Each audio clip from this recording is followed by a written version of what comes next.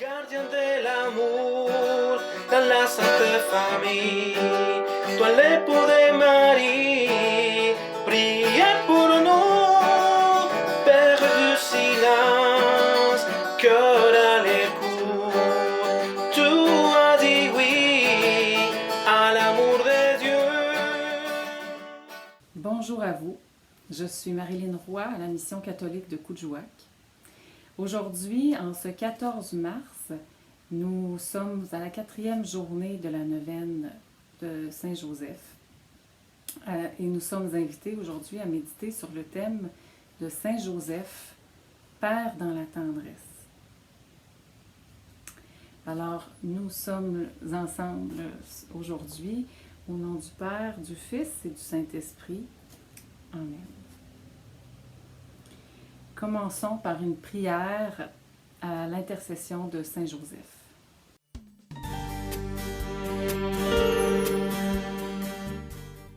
Je te salue, Joseph, toi que la grâce divine a comblé. Le Sauveur a reposé dans tes bras et grandi sous tes yeux. Tu es béni entre tous les hommes, et Jésus, l'enfant divin de ton épouse, est béni. Saint Joseph, donné pour Père au Fils de Dieu, prie pour nous, dans nos soucis de famille, de santé et de travail, jusqu'à nos derniers jours, et daigne nous secourir à l'heure de notre mort. Amen. Les évangiles sont assez discrets à propos de Joseph. Seuls les récits de l'enfance de Jésus, dans les évangiles selon Luc et selon Matthieu, nous présentent explicitement Joseph. Dans l'évangile selon Matthieu, Joseph est présenté comme un homme juste, c'est-à-dire comme un homme ajusté à la volonté de Dieu, à sa manière d'être et d'agir. Pour prendre une métaphore musicale, faisant aussi écho à la prière de saint François d'Assise, Joseph est un instrument de Dieu qui sonne juste, qui laisse harmonieusement passer le souffle de Dieu et à travers qui Jésus, tout comme nous aujourd'hui, a pu découvrir et faire l'expérience de Dieu. Le Dieu de Joseph, notre Dieu, est le Dieu de l'Alliance, qui se révèle à Moïse comme un Dieu qui est tendresse et pitié, lent à la colère et plein d'amour.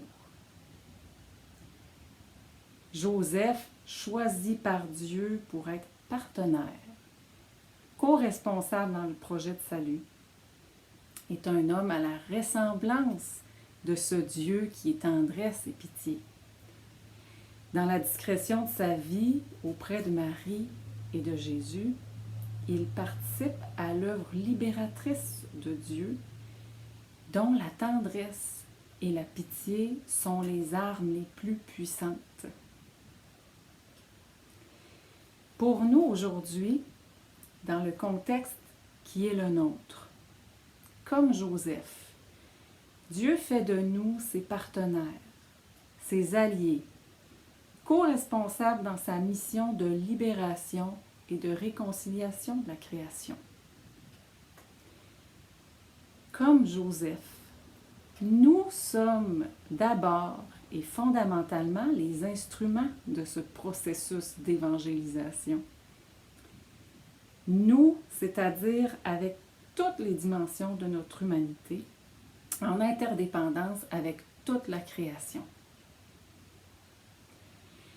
Cela signifie qu'aucune stratégie pastorale ni aucun outil catéchétique, aussi bon et intéressant soit-il, ne peut se substituer ni remplacer ce travail de source où l'Esprit Saint, souffle de la tendresse et de la pitié de Dieu, nous guérit, nous libère, nous réconcilie.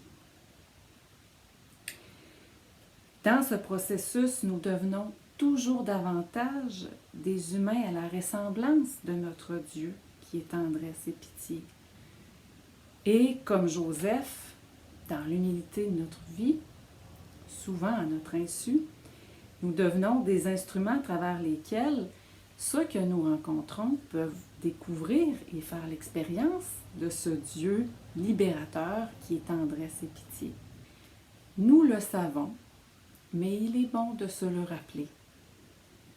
L'œuvre de libération pleine et véritable ne se fait pas avec un fusil sur la tempe, ni par le biais d'un doigt accusateur, ni par le déni de nos limites, de nos tristesses, de nos souffrances. Non. L'œuvre de libération opérée par Dieu, qui cherche à nous libérer du mal jusqu'en sa racine, s'appuie sur la tendresse.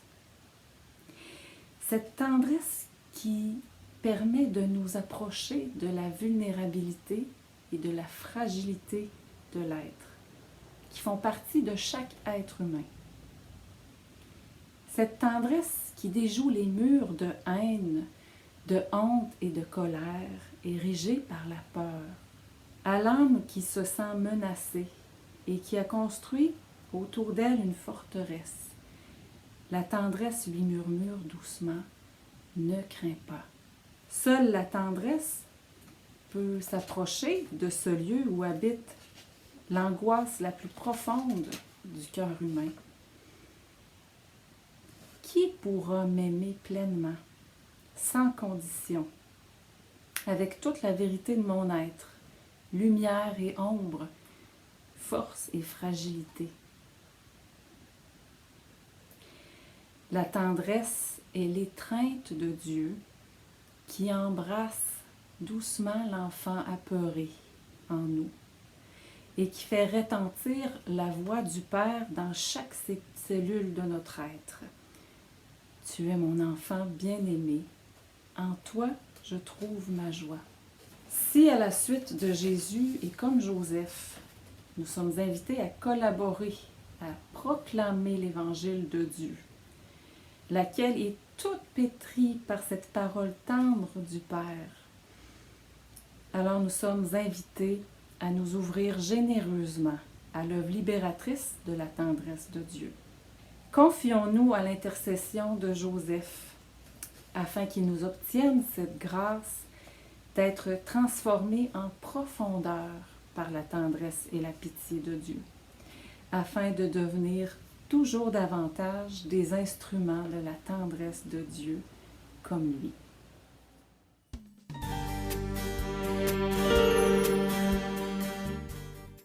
Alors, terminons en priant ensemble la prière du pape François à Saint Joseph. Salut, gardien du Rédempteur, époux de la Vierge Marie. À toi, Dieu a confié son Fils. En toi, Marie a remis sa confiance. Avec toi, le Christ est devenu homme. Ô bienheureux Joseph, montre-toi aussi un Père pour nous et conduis-nous sur le chemin de la vie. Obtiens-nous grâce, miséricorde et courage et défends-nous de tout mal. Amen. Et concluons en nous tournant vers Dieu afin d'accueillir sa bénédiction et de nous laisser imprégner, embrasser par sa tendresse. Le Père, le Fils et le Saint-Esprit. Amen. Alors à chacun, je vous souhaite une bonne journée et une bonne suite dans cette neuvaine à Saint-Joseph. Au revoir.